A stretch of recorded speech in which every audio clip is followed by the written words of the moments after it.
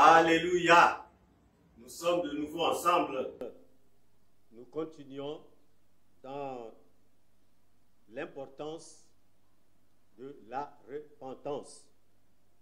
Nous venons de voir la repentance dans l'Ancien Testament, enfin, quelques aspects de la repentance dans l'Ancien Testament. Nous allons maintenant voir quelques aspects de la repentance dans le Nouveau Testament et dans le christianisme ou dans l'Église. Voilà, si vous préférez. Alors, la repentance résulte de l'action du Saint-Esprit qui nous convainc de péché. Toutefois, tandis que cette conviction nous saisit comme malgré nous, la repentance implique notre assentiment. La repentance était au centre du message des principaux prédicateurs du Nouveau Testament. Je vais les citer: Jean-Baptiste, Jésus, l'apôtre Pierre, l'apôtre Paul, il y en a d'autres, pour ne citer que ceux-là. Tous ont prêché la repentance. J'ai cité cela parce que je vais parler d'eux. Il y en a d'autres. Donc vous voyez bien que les évangiles aussi, parce que bon, Jésus est dans les évangiles. Alors, nous allons commencer par le message de Jean-Baptiste. Le message de Jean-Baptiste sur la repentance qui est bien connu. Alors, la prédication de Jean-Baptiste était basée sur la repentance. Il est venu prêcher la repentance et baptiser d'eau pour amener les Juifs à la repentance, justement. Donc, le but du ministère de Jean-Baptiste, et partant son message, c'est-à-dire la repentance, avait pour objet de préparer le chemin du Seigneur, d'aplanir ces sentiers dans les lieux arides, d'aplanir les lieux arides, de frayer une route pour notre Dieu, de rehausser toute vallée, d'abaisser toute montagne et toute colline, de changer les coteaux en plaine et les défilés étroits en vallons. Et alors la gloire de l'Éternel sera révélée. Alors, ça veut dire que, vous voyez, la repentance est au début, n'est-ce pas, de l'œuvre de Dieu. Vraiment du christianisme, la repentance. Parce qu'elle prépare le chemin du Seigneur. Pour que Jésus rentre dans une vie, Jésus ne peut rentrer que dans une vie où s'est manifestée la foi et une vie qui est passée par la repentance. Parce que la vie qui se répand invite le Seigneur. Donc, sans repentance, Jésus ne peut pas faire son œuvre dans une vie. Jean-Baptiste a été envoyé en précurseur, justement, parce que Jésus devait venir. C'est-à-dire que même humainement, nous voyons d'abord Jean-Baptiste qui commence son ministère et Jésus qui prend le relais. Ce qui veut dire que la repentance est là le début. Jean-Baptiste venait et prêchait la repentance.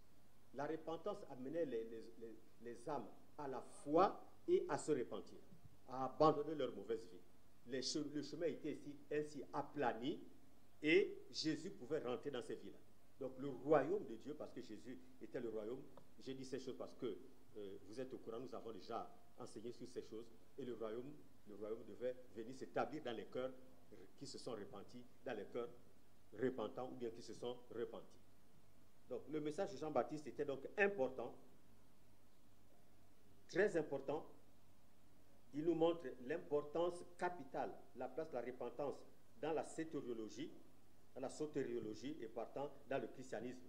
La repentance prépare donc les voies du Seigneur, c'est-à-dire la venue du Seigneur dans les vies, dans les cœurs et dans des territoires entiers. Gloire à Dieu. Donc, c'est ce que nous devons retenir du message de Jean-Baptiste. Et nous en avons parlé aussi lorsque nous avons travaillé sur le thème « Voici l'agneau de Dieu qui ôte le péché du monde ».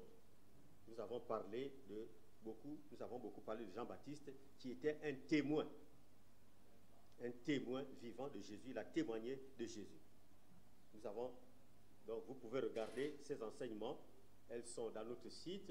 Elles sont aussi, n'est-ce pas, sur YouTube. Vous pouvez vous référer à ces enseignements-là. Alors, je vais parler de quelque chose d'important. Je vais parler du message de Jésus par rapport, n'est-ce pas, à la repentance. Le message de Jésus et d'autres choses.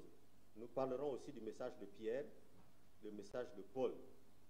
Nous allons les résumer et puis éventuellement donner une conclusion. Alors, voyons un peu le message de Jésus. Alors, Jésus a commencé lui aussi son ministère par la prédication de la repentance. Dans Matthieu 14, chapitre 17, il est dit, dès ce moment, Jésus commença à prêcher et à dire, repentez-vous, car le royaume des cieux est proche. Dans Marc, chapitre 1er, versets 14 et 15, il est écrit ceci, après que Jean eut été livré, Jésus alla dans la Galilée, prêcha l'évangile de Dieu. Il disait, le temps est accompli et le royaume de Dieu est proche. Repentez-vous et croyez à la bonne nouvelle, c'est-à-dire à l'évangile.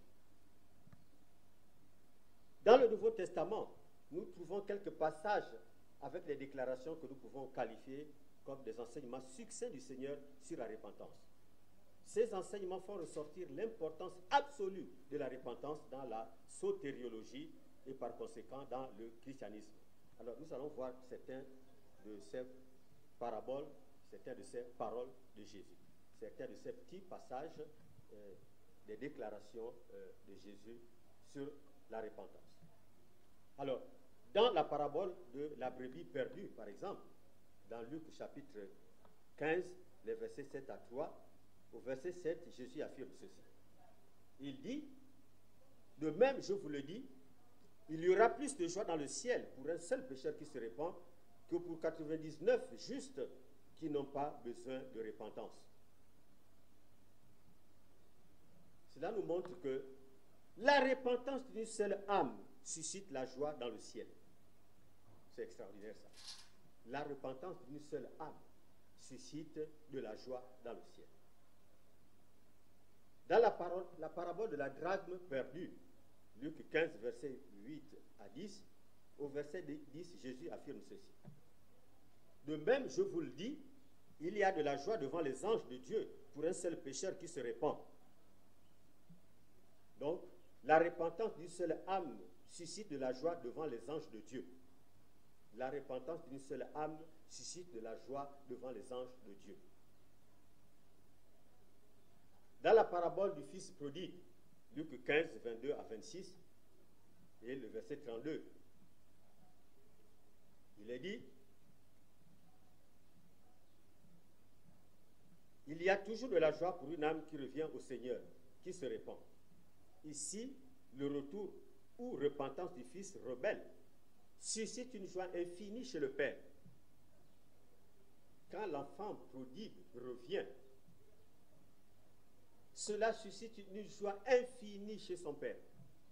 En fait, le Père partait tous les soirs à l'orée de la forêt, sur la route pour voir si le fils revenait.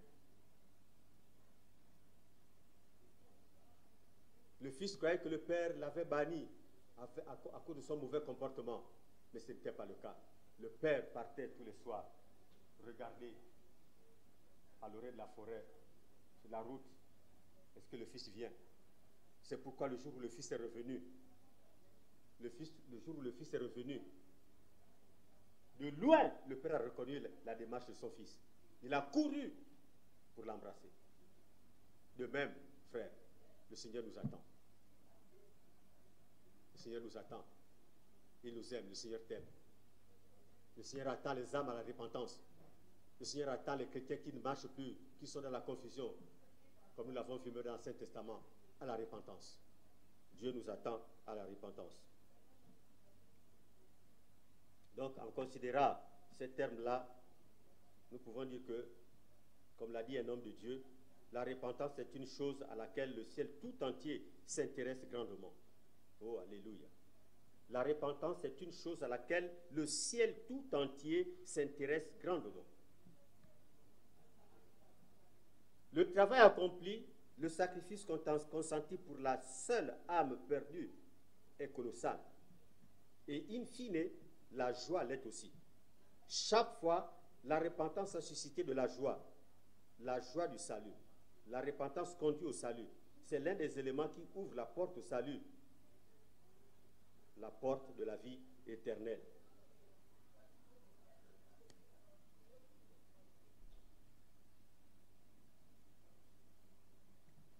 Dans Matthieu 21, le verset 32 dit ceci, « Car Jean est venu à vous dans la joie de la justice et vous n'avez pas cru en lui. Mais les publicains et les prostituées ont cru en lui, et vous, qui avez vu cela, vous ne vous êtes pas ensuite repentis pour croire en lui. Ici, nous le voyons bien, Jésus fait un reproche à ceux qui ne se répandent pas. Ici, nous voyons le reproche du Seigneur à ceux qui ne se répandent pas. Il faut se repentir. La repentance est importante. Hébreux chapitre 6, versets 4 à 6. Il est dit ceci: car il est impossible que ceux qui ont été une fois éclairés, qui ont goûté le don céleste, qui ont eu part au Saint-Esprit, qui ont goûté la bonne parole de Dieu et les puissances du siècle à venir, et qui sont tombés, soient encore renouvelés et amenés à la repentance, puisqu'ils crucifient pour leur part le Fils de Dieu et l'exposent à l'ignominie. Donc, en considérant le passage de Matthieu 21, 32, que nous venons de voir, et celui de Hébreux 6 là, que nous venons de lire tout de suite, l'homme de Dieu appelé Henry Thyssen déclare ceci: la repentance est l'absolu des absolus. Ah, ça c'est important. La repentance est l'absolu des absolus. Considérons ensuite le passage de Luc 13, versets 2 à 5. Dans les versets 3 et 5, Jésus déclare aux Juifs qui l'écoutaient: non, vous dis-je, mais si vous ne vous repentez pas, vous périrez tous de même. Et il ajoute: non, vous dis-je, mais si vous ne vous repentez pas, vous périrez tous pareillement. Ô Seigneur. Nous voyons là l'importance de la repentance. Jésus lui-même dit aux Juifs qui l'écoutaient: non, vous dis-je, mais si vous ne vous repentez pas, vous périrez tous de même. Mais si vous ne vous repentez pas, vous périrez tous pareillement.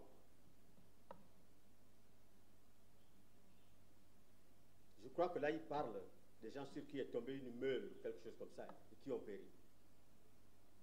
Parce que les Juifs se demandent comment le sort leur a été si fatal. Est-ce qu'ils ont péché? Est-ce que c'est leurs parents? Jésus leur dit non. Et ce n'est pas ça l'essentiel. Mais vous qui êtes là, la meule n'est pas tombée sur vous. Mais si vous ne vous repentez pas, vous périrez tous également. Si vous ne vous repentez pas, vous périrez tous pareillement. Eux, le sort pour vous leur a été défavorable. Une meule est tombée sur eux. Ils ont péri. Mais vous qui êtes là, vivants, si vous ne vous repentez pas, vous périrez. Vous périrez tous de même. Si vous ne vous repentez pas, je vous le dis, vous périrez tous pareillement. Cela démontre le caractère incontournable de la repentance dans le processus du salut. Et l'homme de Dieu que nous avons cité tout à l'heure dit, il fait le commentaire suivant: parce que c'est une condition essentielle pour le salut. Il vient de dire dernièrement là que la repentance est l'absolu des absolus, et là il dit que la repentance est une condition essentielle pour le salut. Donc ces quelques paroles de Jésus, ces quelques commentaires de Jésus nous ont montré combien la repentance est importante, parce que c'est des choses sorties de la bouche du Seigneur lui-même, de ses enseignements. Regardons un peu le message de l'apôtre Pierre. L'apôtre Pierre a aussi prêché la repentance, et surtout lors de son fameux discours du jour de la Pentecôte. La prédication par laquelle Pierre a ouvert le ciel était basée sur la repentance. En effet, il termine son message en invitant ses auditeurs à se repentir, selon Acte 2, 38. Dans l'épisode de la guérison du boiteux de la porte du temple appelé la Belle, Pierre, prenant la parole pour expliquer ce qui s'est passé, appelle de même les auditeurs à la repentance. Acte 3, 19. Parlant du retour du Seigneur, Pierre dit à ses interlocuteurs: le Seigneur ne tarde pas dans l'accomplissement de sa promesse, comme quelques-uns le croient, mais il use de patience envers vous, ne voulant pas qu'aucun périsse, mais voulant que tous arrivent à la repentance. C'est dans 2 Pierre 3, le verset 9. Donc Pierre aussi a prêché la repentance. La repentance. Le message de Paul. Bon, je n'insiste pas trop, j'ai plutôt insisté sur le message de Jésus. Le message de Paul. La prédication de Paul était également très présente, la repentance était également très présente dans le ministère de l'apôtre Paul. Acte 2, acte 20, 21, il a dit ceci, annonçant aux Juifs et aux Grecs la repentance envers Dieu et la foi à notre Seigneur Jésus-Christ. Acte 26, 20, à ceux de Damas d'abord, puis à Jérusalem, dans toute la Judée et chez les païens, j'ai prêché la repentance et la conversion à Dieu avec la pratique d'œuvres dignes de la repentance. Acte 17, 30. Dieu, sans tenir compte des temps d'ignorance, annonce maintenant à tous les hommes en tout lieu qu'ils aient à se repentir. Donc, vous voyez aussi que l'apôtre Paul, une figure aussi importante dans le Nouveau Testament, a prêché la repentance. La repentance était très présente dans son ministère. En résumé, s'il faut résumer un peu ce que nous venons de voir dans le Nouveau Testament et dans le christianisme, nous disons ceci, nous pouvons dire ceci.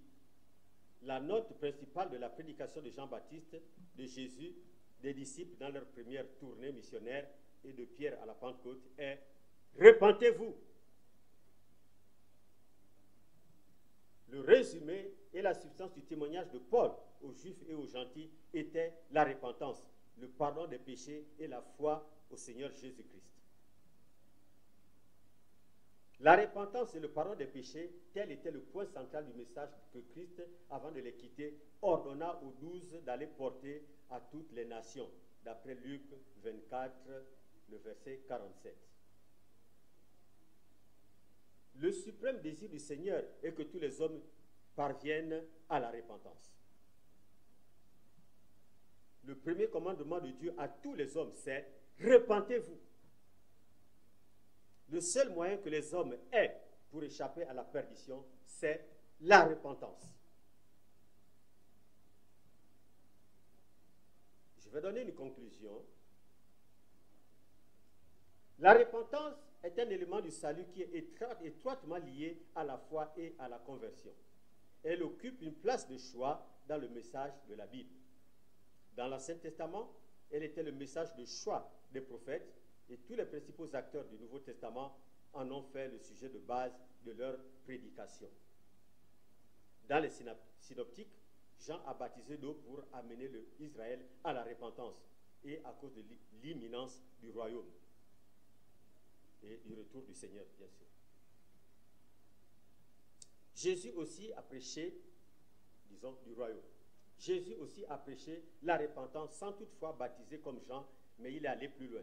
Il a dit au peuple que le royaume était au milieu d'eux, mais que celui-ci s'est établi dans les cœurs des croyants en prélude au royaume à venir. Puis Jésus a universalisé le royaume et introduit la notion de salut. La repentance et le royaume ont été parmi les thèmes favoris du Seigneur dans les synoptiques. La repentance alors était la solution divine pour entrer dans le royaume de Dieu.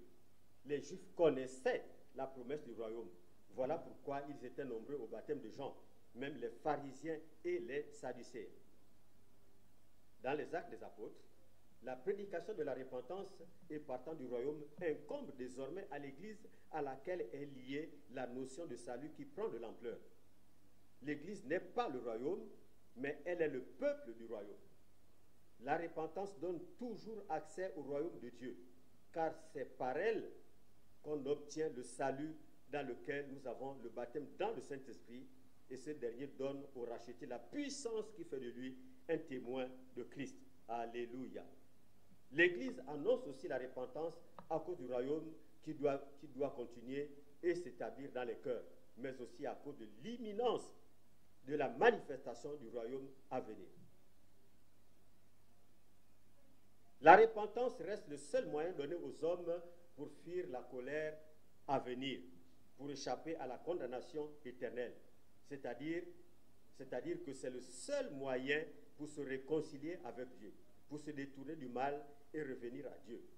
C'est le début même de la démarche qui doit ramener l'homme à Dieu pour le salut et la vie éternelle. C'est la porte d'entrée dans le royaume de Dieu, présent et à venir. Mais si la repentance a eu cette place de choix au début du christianisme, qu'en est-il aujourd'hui, frères et sœurs? Qu'en est-il aujourd'hui? Est-ce que nous continuons à prêcher la repentance? Est-ce que nous-mêmes nous repentons?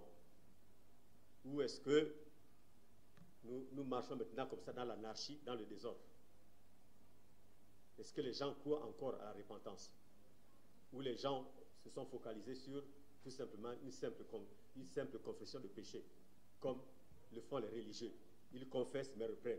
La confession ne délivre pas du péché. C'est la repentance. C'est la repentance qui fait que nous changeons de position. Ce n'est pas la confession. Donc quand il n'y a pas eu repentance, il ne peut pas avoir une vie chrétienne, il ne peut pas avoir de christianisme dans une vie. Ne négligeons pas la repentance. Mon frère, repens-toi sincèrement. Si tu vois que ça ne va pas, alors va vers Dieu, comme nous l'a montré le prophète Jérémie, qui a dit, fais-nous revenir et nous reviendrons à toi, car tu es l'Éternel, notre Dieu. Fais-moi revenir et je reviendrai, car tu es l'Éternel, mon Dieu. Nous allons nous courber dans la prière.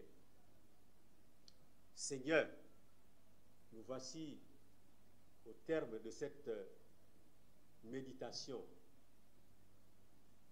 de cette exhortation. C'est ta parole. Elle ne retourne point à toi sans avoir fait ta volonté et accompli tes desseins. Elle accomplit toujours ce pourquoi elle a été donnée. Seigneur, étends ta main, qu'elle trouve la place dans le cœur de l'homme, dans les cœurs de tous ceux qui vont écouter ce message.